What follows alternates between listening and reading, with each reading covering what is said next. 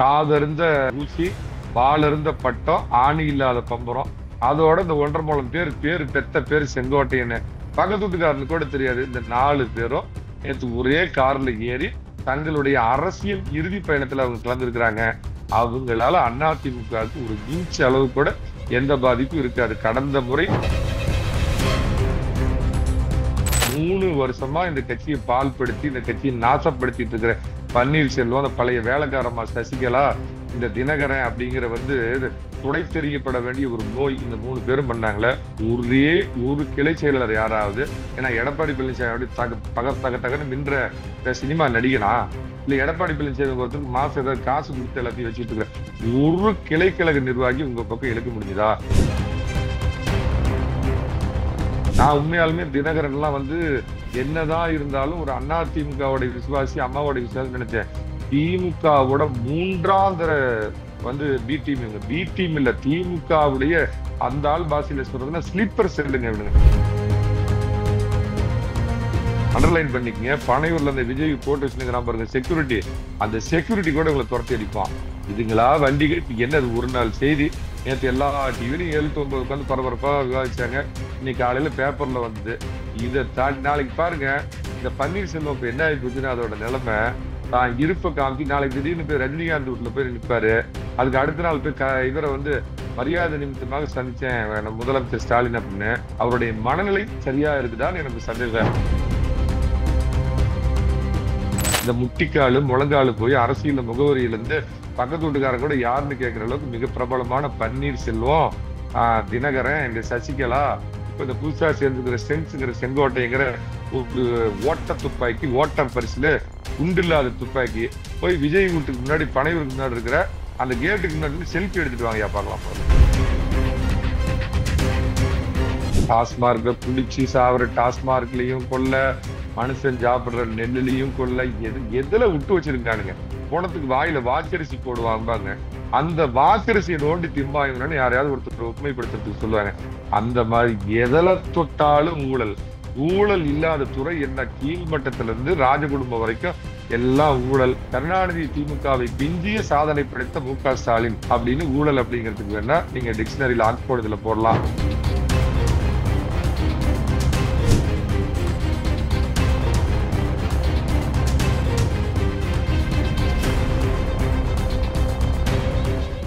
Real one நண்பர்கள், உறவுகள் அனைவருக்கும் வணக்கம். இன்று நம்மோடு இணைந்திருப்பவர் அதிமுக ஆதரவாளர் சேலம் மணிகண்டன் அவர்கள். வணக்கம் சார்.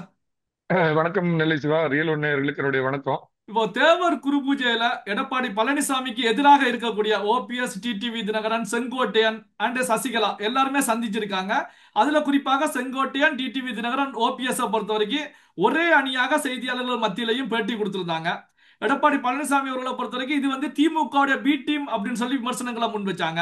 இந்த பசும்பொன் வியூகம் எடப்பாடியாருக்கு நெருக்கடியை ஏற்படுத்துமா சார்? அவருக்கு கொசுக்கடி கூட ஏற்படுத்தாதுங்க. அதை முதல்ல சொல்லிடுறேன். நெருக்கடின்னு பெரிய வார்த்தையெல்லாம் கேட்டீங்க.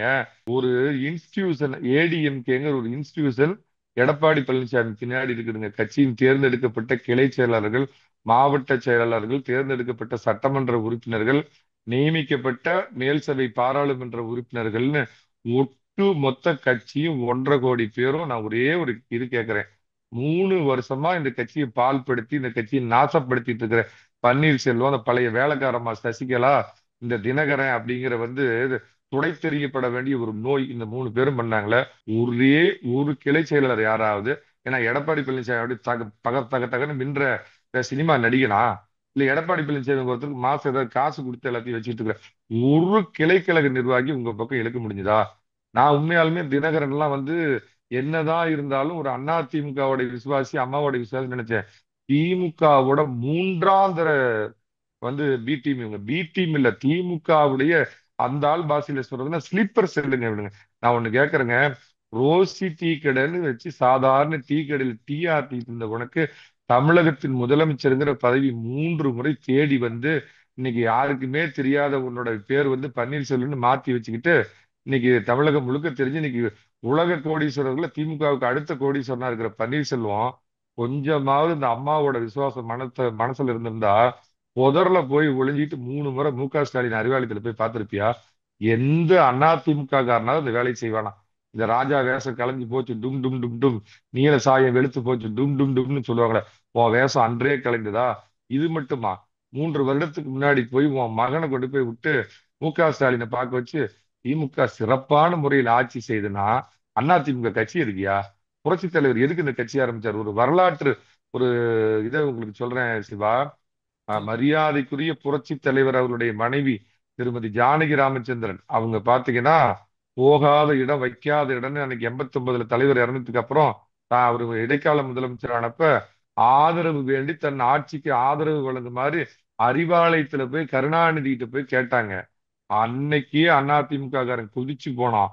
புரட்சி தலைவியின் மனைவி என்றும் பாராமல் நீ என்னைக்கு அறிவாலயத்துல போய் காலம் மிஞ்சியோ, புரட்சி தலைவருக்கு துரோகம் பண்ணியோ, நீ புரட்சி தலைவருடைய மனைவியாக இருந்தால் இந்த புடி தோல்வி அப்படின்னு எல்லா இடத்துலயும் துவக்கம் வச்சான். மாறாக புரட்சி தலைவி அம்மா அவர்களை தான் தன்னுடைய வாரிசு திடமா தைரியமா மூர்க்கமா தீர்க்கமா திமுக எதிர்த்த புரட்சி தலைவி தான் எங்களுடைய எதிர்கால தலைவி, நீங்க தான் அதிமுக நடத்துறீங்க. 28 எம்எல்ஏக்கள் அன்னைக்கு கொடுத்தான்.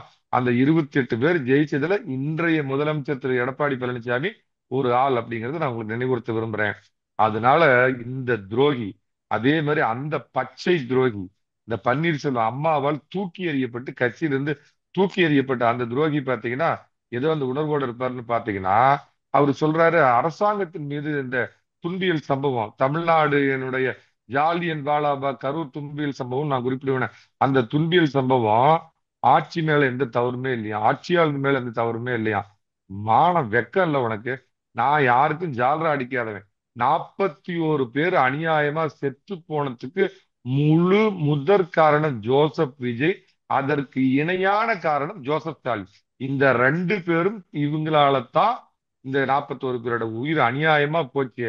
கோழி கழுத்து மாதிரி இருக்கிற ஒரு இடத்துல கொண்டு போய் கூட்டத்தை போட்டு வாடா எங்க சிக்குவ, திருச்சியில தப்பிச்சுக்கிட்ட, நாகப்பட்டினத்துல தப்பிச்சுட்டு இங்க மாட்டுவேன்னு காத்திருந்து நயவஞ்சக வலை விரித்த திராவிட போலீஸ் ஒரு குற்றவாளி.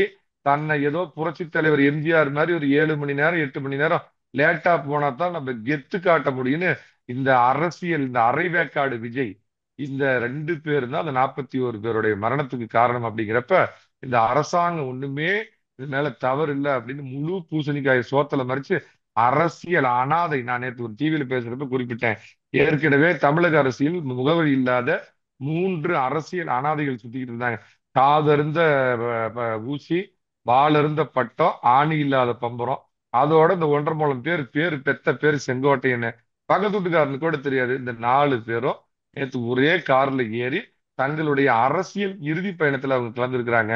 அவங்களால அதிமுகவுக்கு ஒரு இன்ச் அளவு கூட எந்த பாதிப்பும் இருக்காது. கடந்த முறை தென் மாவட்டங்கள்ல அதிமுக ஒரு சரிவு ஏற்பட்டதுக்கு காரணம் வட மாவட்டத்துல செறிவா உள்ள ஒரு மக்களுக்கு அவங்க கொண்டு வந்த ஒரு சட்டத்தினால ஏற்பட்ட கோபம் ஒழிய இந்த பச்சை துரோகி தினகரனும் ஆளையே கொன்னு அப்படியே விழுங்கிட்டு குழந்தை முகம் படைத்த கொலைகாரன் பன்னீர்செல்வத்தையோ இல்ல அம்மா கிட்ட நான் ஒருபோதும் அரசியல்ல வரமாட்டேன்னு கடிதாசி எழுதி கொடுத்துட்டு அதை மீறின சசிகலாவையோ, இந்த துரோகி 2016ல இருந்து 2021 வரைக்கும் அம்மா கிட்டையும் திரு எடப்பாடி பழனிசாமி மந்திரி பதவியை அனுபவிச்சுட்டு இன்னைக்கு போய் யோகிய வேஷம் போடுற செங்கோட்டையனும் இவங்க ஒரு பொருட்டே அல்ல. தமிழ்ல ஒரு வார்த்தை சொல்லுவாங்க, அஹ், கை இல்லாதவன் தேரோட்ட, கண் இல்லாதவன் வழிகாட்ட, தலையில்லாத முண்டம் ஏறி சக்கரம் இல்லாத தேரில் ஏறி கோட்டையை நோக்கி புறப்பட்டதால் கோட்டையை பிடிக்குன்னு சொல்லுவாங்க. அந்த மாதிரி தமிழக அரசியல்ல முகவரி இழந்த அரசியல் அனாதைகள்.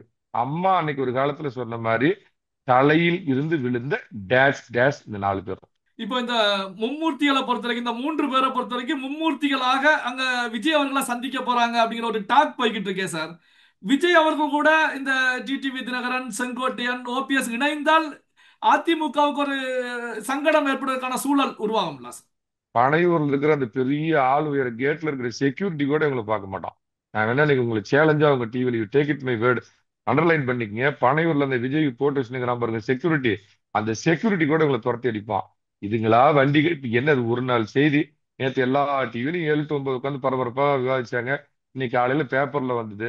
இதை தாண்டி நாளைக்கு பாருங்க இந்த பன்னீர்செல்வம் இப்ப என்ன ஆகி போச்சுன்னா அதோட நிலைமை தான் இருப்ப காமிச்சு நாளைக்கு திடீர்னு போய் ரஜினிகாந்த் வீட்டுல போய் நிற்பாரு. அதுக்கு அடுத்த நாள் போய் இவரை வந்து மரியாதை நிமித்தமாக சந்திச்சேன் முதலமைச்சர் ஸ்டாலின் அப்படின்னு. அது ஏதோ அவருடைய மனநிலை சரியா இருக்குதான்னு எனக்கு சந்தேகம். அவர் அந்த லெவலுக்கு போய் தன் முகவரியை தேடிக்கிட்டு ரொம்ப ஒரு குழந்தை ரேஞ்சில் ஆகி போயிட்டாரு. அவரை பார்த்து பரிதாபப்படுறேன், பழைய டீ கடைக்காரரை பார்த்து. இப்போ சசிகலா அவர்களை பொறுத்த வரைக்கும் இந்த விஷயத்துல வந்து சஸ்பென்ஸ் இருக்கிறது, அடுத்த என்னுடைய மூவை பாருங்க அப்படின்னு எல்லாம் அதிரடியாக பேசுறாங்களே.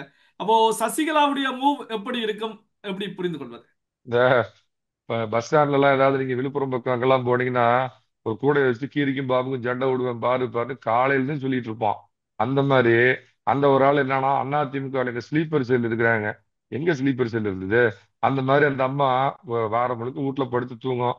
பழைய நினைப்பா பாராண்டி பேராண்டின்னு திடீர்னு அதுக்கு பழைய நினைப்பெல்லாம் வந்துடும். ஆஹா, அக்கா இருக்கிறப்ப நம்ம இப்படிலாம் இருந்து நினைச்சிக்கிட்டு அதுவே ஒரு கொடியை எடுத்து நல்லா துவைச்சு துணியை சோப்பு போட்டு கழுவி எடுத்து கட்டிக்கிட்டு நான் தான் பொதுச் செயலாளர்னு சுத்திக்கிட்டு அது ஏதாவது பேசிட்டு இருக்கோம். அதெல்லாம் வந்து வடிவேல் போன குறைய அரசியல்ல வந்து நீக்க மர பண்ற சசிகலா தினகரன் வாழ்க.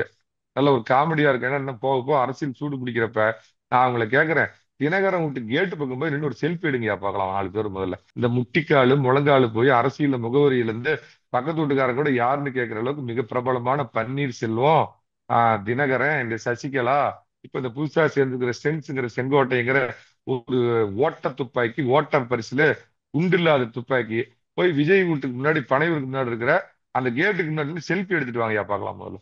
கட்டம் டிஷ்யூ விரைவில் அந்த நல்ல செய்தி கிடைக்கும். இந்த மினிமம் 4 பேர், நான் கூட முதல்ல 3 பேர் நினைச்சிட்டு இருந்தேன். கண்ணதாசன் சொல்ற மாதிரி மினிமம் 4 கேரண்டி. 4 போற இடம் ஊருக்கு மேற்கால. ஊருக்கு மேற்கால என்னன்னு உங்களுக்கு புரியலன்னா நிறைய கேட்டு தெரிஞ்சுக்கோங்க. சார், இப்போ சிபிஐ பொறுத்த வரைக்கும் இந்த கரூர் இன்சிடென்ட்டுக்கு வேலுச்சாமிபுரத்துல இருக்கக்கூடிய கடைகளுக்கு வந்து சம்மன் அனுப்பியிருக்காங்க விசாரணைக்கு வர சொல்லி. இந்த சிபிஐ விசாரணை எப்படி சார் போய்கிட்டு இருக்கு? என்னை பொறுத்த மட்டும் சிபிஐ வந்து எந்த இன்ஃப்ளூயன்ஸுக்கும் அவங்க இது பண்ண மாட்டாங்க. நிச்சயமா அவங்களோட விசாரணை முடிவு அப்படிங்கிறது நியாயத்தை நிலைநாட்டுவதா தான் இருக்கும். அவங்களோட ஃபைண்டிங்ஸ் என்னவா இருக்குன்னு நான் அனுமானிக்கிறேன் அப்படின்னு கேட்டீங்கன்னா, 41 பேர் இறந்ததற்கு முழு முதற் காரணம் தமிழக அரசு, நடிகர் விஜய் 2 பேர் தான் காரணம் அப்படின்னு இந்த அடிப்படையில தான் அவங்க ஃபைண்டிங்ஸ் இருக்கும். இந்த 2 பேருமே இதில் குற்றம் அளித்திருக்கிறார்கள் அப்படின்னு தான் அதோட ஃபைனல் ஃபைண்டிங்ஸ் வரும் நான் நம்புறேங்க.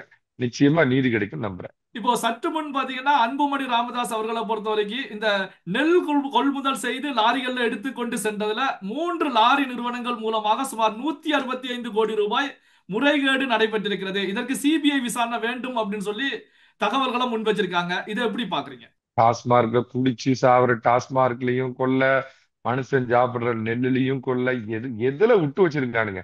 இந்த ஒரு இது சொல்லுவாங்க, கொடூரத்தை எப்படி ஒருத்தர் இது சொல்லுங்கிறதுக்கு, இறுதியா பிணத்துக்கு ஒரு பிணத்துக்கு எல்லா இதுவும் செஞ்சுட்டு பிணத்துக்கு வாயில வாக்கரிசி போடுவாங்க.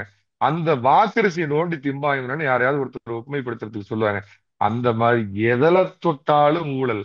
ஊழல் இல்லாத துறை என்ன? கீழ்மட்டத்துல இருந்து ராஜகுடும்பம் வரைக்கும் எல்லாம் ஊழல். ஊழல்ல உச்சம் தொட்ட அந்த 8 கட்சி பாலாஜி இந்த மாதிரி ஆளுங்களை கூட வச்சிட்டு இருக்கிறாங்க. ஊழல் அப்படிங்கிறதுக்கு நீங்க வந்து டிக்ஷனரியில வந்து ஸ்டாலின் தலைமையிலான ஒரு தம் அப்பா கருணாநிதி திமுகவை விஞ்சிய சாதனை படைத்த மு.க. ஸ்டாலின் அப்படின்னு ஊழல் அப்படிங்கிறதுக்கு வேணா நீங்க டிக்ஷனரியில ஆக்ஸ்போர்ட் இதுல போடலாம். பொறுத்திருந்து பாருங்க. இந்த பீகார் எலெக்ஷன் முடியட்டும். கிட்டத்தட்ட பாத்தீங்கன்னா திமுகவுல வந்து முதலமைச்சரும் துணை முதலமைச்சர் 2 பேரும் வேணா வெளியிருப்பாங்கன்னு நினைக்கிறேன். அது என்னால கேரண்டியா சொல்ல முடியாது. அத்தனை பேரும் திகாருக்கு போறது உறுதி. இப்போ சென்னை ஹைகோர்ட்ல இடியை பொறுத்த வரைக்கும் ஒரு மனு போட்டிருக்காங்க. என்ன அப்படின்னா, கடந்த ஆண்டு இந்த தமிழக காவல்துறைக்கு மணல் குவாரிகள்ல முறைகேடு நடைபெற்றிருக்கிறது அப்படின்னு டிஜிபிக்கு நாங்க கடிதம் அனுப்பியிருந்தோம், டீட்டெயிலா அனுப்பியிருந்தோம். ஆனா எந்த நடவடிக்கையுமே எடுக்கப்படல. சோ இதன் மூலமாக நீதிமன்றம் டிஜிபிக்கு ஒரு அறிவுறுத்தலை முன்வைக்கணும், வழக்கு பதிவு செய்ய சொல்லி அறிவுறுத்தலை முன்வைக்கணும் அப்படின்னு சொல்லி சென்னை ஹைகோர்ட்ல ஒரு மனு போட்டிருக்காங்க இடி தரப்புல இருந்து. இதை எப்படி பாக்குறீங்க? மணியோசி வரும் முன்னே யானை வரும் பின்னேன்னு சொல்ற மாதிரி இதுதான் நாளைக்கு பாத்தீங்கன்னா இந்த கேயினர் கொள்ளையடிச்சு நடக்க போகுது. ஏன்னா ஒரு பிரிடிகேட் அஃபென்ஸ் இருந்தா தான் இடி உள்ள நுழைய முடியும். மணலை இவனுங்க சுரண்டி எல்லாம் கொளுத்தானுங்க. 4500 கோடி ரூபாய் நடந்திருக்குதுன்னு தெரியும், கொள்ளையடிச்சிருக்கிறானுங்கன்னு தெரியும். ஆனா இந்தியாவிலேயே உச்சபட்ச வக்கீல் ஒரு நிமிஷத்துக்கு 1 மணி நேரத்துக்கு 20 லட்சம் ஃபீஸ் வாங்குற வக்கீலுகளை வச்சுக்கிட்டு சட்டத்தில் இருக்கிற ஓட்டையை வச்சுக்கிட்டு அதுல தப்பிச்சிட்டு இருந்தானுங்க. இடி அருமையான ஸ்டாண்ட் எடுத்திருக்குது. நாங்க எதுவும் பண்ணல, இவ்வளவு கொள்ளையடிச்சிருக்கிறானுங்கடா புடிங்க ஆதாரம், டிஜிபிக்கு நீங்களே கூப்பிட்டு சொல்லுங்க அப்படின்னு இருக்காங்க. இதே மாதிரிதான் அந்த கேனர் கொள்ளையடிச்சதை ஆதாரத்தோட 296 பக்கத்தை இன்னைக்கு இந்த பொறுப்பு டிஜிபி அப்படிங்கிறவர்கிட்ட கொடுத்துருக்குறாங்க. ஒண்ணு அவர் 1 மாசத்துல உரிய நடவடிக்கை எடுக்கணும். கேஸை சிபிசிஐடிக்கு மாத்தணும், லஞ்ச ஒழிப்புத்துறைக்கு மாத்தணும். அப்படி கேஸ் ஃபைல் பண்ணல, எஃப்ஐஆர் போடலன்னா இதை காரணம் காட்சி நேரடியா உச்சநீதிமன்றத்துக்கு இடி போய் இது பண்றப்ப இவங்க தப்பிக்க முடியாது. அடிஷனலா இப்ப மணலுன்னு சொல்லியிருக்கிறீங்க. நான் சொல்றது சரியா போச்சா? கூட்டி கழிச்சு பாருங்க. பீகார் எலெக்ஷன் முடிஞ்ச உடனே ஒட்டு மொத்தமா கழி திம்பானுங்க, ஜெயில இருப்பானுங்க. பல்வேறு முக்கியமான தகவல்களை நம்முடைய உறவுகளுடன் பகிர்ந்து கொண்டதற்கு நன்றி சார். நன்றிங்க. தமிழகம் வாழட்டும், இந்தியா வெல்லட்டும். ஜெய்ஹிந்த்.